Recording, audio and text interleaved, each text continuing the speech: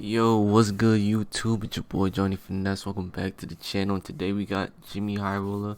Got another video. NBA legends are coming after LeBron James. If you're new to the channel and haven't subbed yet, hit that sub button. We on the road to 1100 subs. Thank you, I appreciate that. You know what I'm saying? And that bell notifications too, so you don't miss a thing again. Also, don't forget to smash the like button as well. With that being said, let's get into it, man. NBA champion. This is a 22-year-old LeBron James, and LeBron is in the midst of one of the greatest performances in NBA history, a game that has since been dubbed LeBron's 48 Special. LeBron scoring 25 straight points for the Cavaliers, propelling his team to a playoff victory in a classic overtime thriller. To this day, this is one of LeBron's hallmark performances, but if you ask Rasheed Wallace about this game, it's almost like it never even happened. Months ago, during an appearance on the $1 Million Worth of Game podcast, Rasheed Wallace was asked about his thoughts on current NBA players and how well they would do back in his era. One of the players that came up was LeBron James. And Rasheed, but it was in the same era, don't you think? Like they was playing. Had this to say: guess it was a beast or soft. Steph Curry. And we talking about from your era. We not talking about from this era. Would the game change? We talk about if they was playing in your era, would they be? Oh, soft. Okay. If you talking my era, soft. James Harden. My era, soft. LeBron James. He probably would have done good because with his physical stature, with him being a little bit bigger than a majority of the rest. So he probably would have held his own, but I don't think he would have been as successful as he is now. Like now is, man, you know what I mean? Like he doing it. What? Like I disagree. I disagree because of his passing ability. The passing ability itself. What does that remind you? Magic Johnson. Magic Johnson was a tall guard. LeBron could have been a tall guard, you know. Young boy doing it. Come on. I mean, so come on now. But it was a whole different era back then, bro. So come on now. Beast or soft?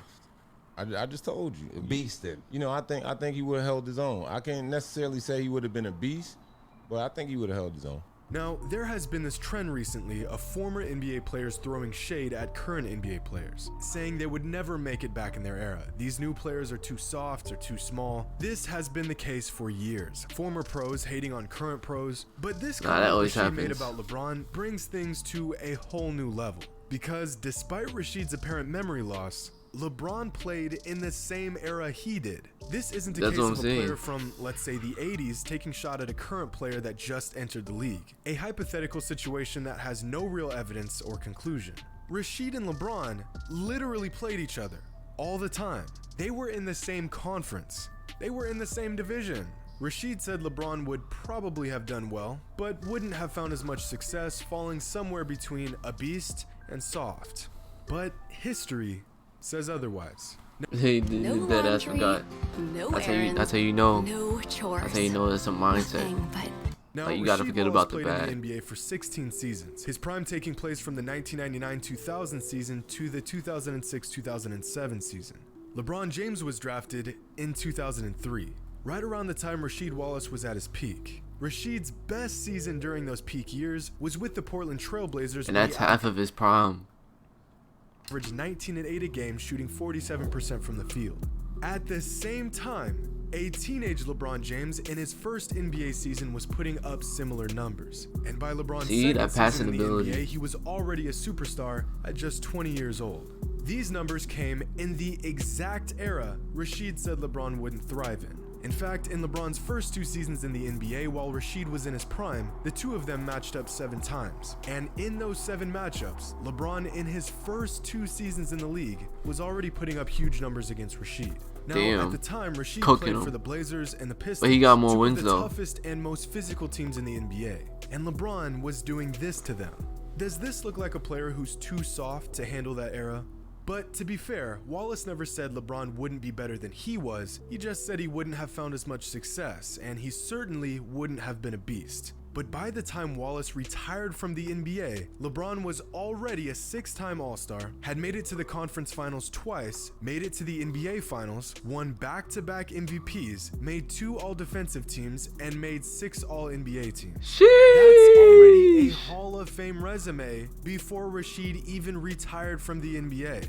LeBron could have played those 7 seasons, called it quits, and retired from the NBA, and he still would have found enough success to make the Basketball Hall of Fame. So the idea that he wouldn't have found as much success in Rashid's era is just flat out wrong. This statement from Rashid would be the equivalent to LeBron in 20 years saying that Luka Doncic wouldn't have dominated in his era. Not only does this not make any sense, it's literally, objectively inaccurate. But here's the craziest part about this entire thing. Statistically, LeBron was just... Like, I don't know if it's just me, or it feels like this thing is not loud enough. Like, as dominant in Rashid's era as he has been since Rashid's got it era. on 100. In the 7 seasons LeBron played in the NBA at the same time as Rasheed Wallace, these were his numbers. And in the 7 seasons after Rashid retired, these are LeBron's numbers. Nearly identical aside from the championships. But just because LeBron wasn't winning rings doesn't mean he wasn't winning. In fact, while Rashid was in Detroit, his most successful years during his NBA career, LeBron was contributing nearly more wins than anyone else in the NBA, including his 2004-2005 season when he came in 4th in win shares when he was just 20 years old. It's I compiled crazy. a list of players that played during Rashid's era and after Rashid's era, players that peaked towards the end of Rashid's prime, and I compared their numbers from Rashid's era to their numbers post Rashid's era. And wouldn't you know it, there is virtually no correlation between the era and the success they had offensively. If anything, most of these players had less offensive output after Rashid's era. Keep in mind, every one of these players played against LeBron, Curry, Harden, Durant, Damn, all of that's the a lot. players Rashid Wallace said wouldn't It's 6 dominate against his 2. era. And yet, all of the Yeah, current 6 players I against just 2. named went toe-to-toe with these players and found plenty of success. See, the thing is, most players are young enough that older players can make these statements, and there's no way to know if it's true or not because they never played each other. But LeBron's an old man at this point. Dude's been in the NBA so long that he actually played against a lot of these former players. We got the receipts right here. But what happens when a former player from before LeBron's time says he wouldn't cut it in a tougher, more physical NBA? So my last question, can you lock up LeBron? In your days. You don't know who could lock up LeBron. Me, Mike, and Scotty could. Scottie Pippen would have locked up LeBron. Yeah. LeBron is so easy to play. He's so fucking easy to play. He don't have any moves. He said cap. Where's he going? Where's he going? That's quick. Straight downhill, man. And just No, jam I'm on saying it. that'll be shit. You stop that. Scotty Pippen for shut his ass down quick before I get to him. This game is too simple. He just big. Now 260, whatever, 6'8", 6'9". That's the only thing he got, pretty much. I play against guys 7 foot 300, so it doesn't really matter. Dennis Rodman is one of the greatest defenders in NBA history, and certainly one of the toughest. But the absolute cap I am hearing right now is immaculate. Nah, that's dead cap, though. Could Rodman give LeBron problems? Yeah. Could he do a better job of defending LeBron than any... But you're not gonna stop him giving like 20. He's gonna get you 20 every time on you. Like that's current not NBA players? that you can't stop. Probably. But Rodman saying that he could lock up LeBron is blasphemy. There's really no great 80s, 90s player comparison to LeBron, but let's take one of the greatest small forwards of all time, Larry Bird. When Rodman matched up against Bird throughout the 80s and early 90s, Bird averaged 25, 8, and 7 a game against Rodman and the Pistons. And most of these games took place when Bird was an old man with a bad back. I find it hard to believe that LeBron would struggle to find success against Rodman when a 33-year-old Larry Bird with a back brace was doing this to him. But Rodman said that one of the main reasons why he could stop LeBron is because his game is simple. He relies on his strength and athleticism too much, which makes his game easier to contain. So this time, let's see how Rodman did against a player who relied literally on his strength and athleticism throughout his entire career. Karl Malone, a man with a nearly identical build as LeBron. 27, 10, and 3. Yo, niggas be chatting, Rodman bro. couldn't stop or even slow Bird or Malone down. Because as great of a defender as he was, good offense beats good defense. And LeBron is better one than of the both of most them. gifted offensive players the game has ever seen. On a podcast earlier this year, former Not gonna NBA lie. player Gilbert Arenas gave his 2 cents on this debate, and his stance was very clear. You know, when people talk about, you know, who was better, the 92 team or the this and this team, and then you always say, what rules? what rules? What rules are we playing under? Are we playing under, rock'em sock'em robot style rules? And you know what I mean? If so, you're gonna have to really let this group adjust to prison basketball. If you're trying to play this style, then this new style, then these 92 guys, they can't keep up because they don't have the equipment. They don't have the tools. They don't have the skill set. And that's why when back in the day when it was like, Dennis Rodman, they would have killed a 6'7", 210-pound guy wouldn't be stopping LeBron James. Let it go. You wouldn't. He's a point guard. You were great at defending people who's back to the basket. He's there you go. Going downhill. This your strength, your strength. And he dead said that in that video with him too. Downhill, like, has no bearing on downhill guards. When you sit and say all the players are soft and they couldn't last in my era, it's false. It's a false statement. You're looking at the game from rules and adapting to it. Now, Rasheed Wallace and Dennis Rodman are both on record saying that they would also shut down Kevin Durant. No. Okay, listen no, up. that Selling is place, just buying this place. impossible. Thoughts? Negative me. No. Shouldn't have started with you. What about KD? That is just impossible. Like, that shit is just impossible.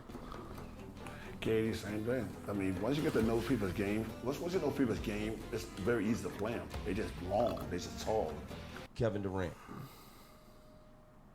And in that era, I don't think he would have had too much success. Now he's a monster. And I'm starting to see a trend here. It's almost like Rasheed and Rodman are contributing Durant's success not to the fact that he's a 7-foot sharpshooting demigod with He's been in this shit for a minute, but though. rather simply because of the era he plays in. As if, similar to LeBron, if KD played in their era, he would be just another good scorer. One of many. But here's the thing.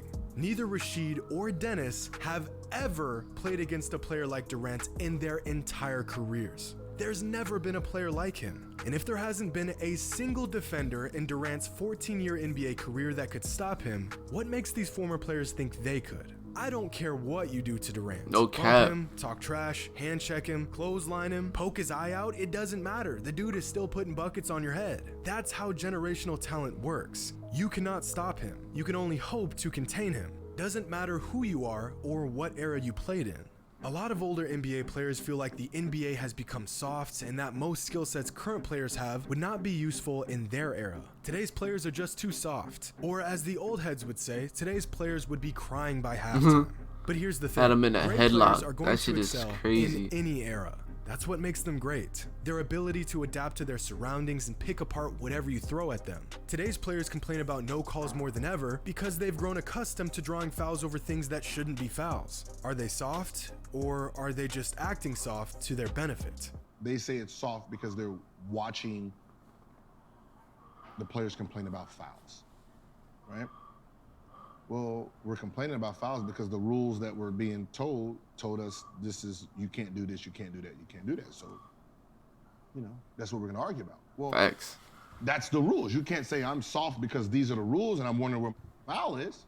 If you was allowed to clothesline and we can clothesline each other, that would have been the style. Would have been, there's no complaining because but I'm designing my game off of the rules. The NBA has tailored the game to becoming softer because more fouls equals more points, and more points means more superstars, which the league can then market to fans to sell more tickets, more jerseys, and so on. There's a reason why as LeBron's career has progressed, he has complained and flopped more and more each season. LeBron literally bullied grown men in Rasheed's era. But just like every other current NBA player, he's adjusted his game to suit the current rules and situations. This is the same reason why a guy like Reggie Miller is still considered to be one of the greatest shooters of all time, despite having a worse career three-point percentage than Bren Forbes. That's because crazy. we can all assume that if Reggie played in today's era, he would have practiced shooting more threes, he would have played in a system better suited for shooting more threes, and he would have taken more threes. He would adjust his game according to what the league demands.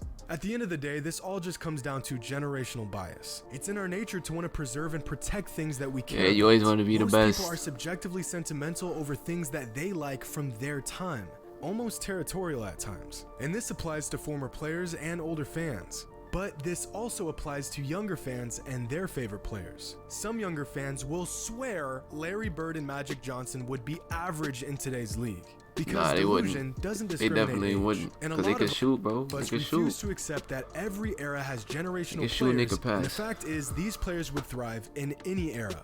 But very rarely do we have tangible evidence to actually prove this to be the case. I guess the lesson here is if you're gonna call a player out in an argument about era, just make sure he didn't play in the same era as you did. That's Hope you crazy, all man. enjoyed. And as He always, made it. until next time. Losing his memory. It's tough, man.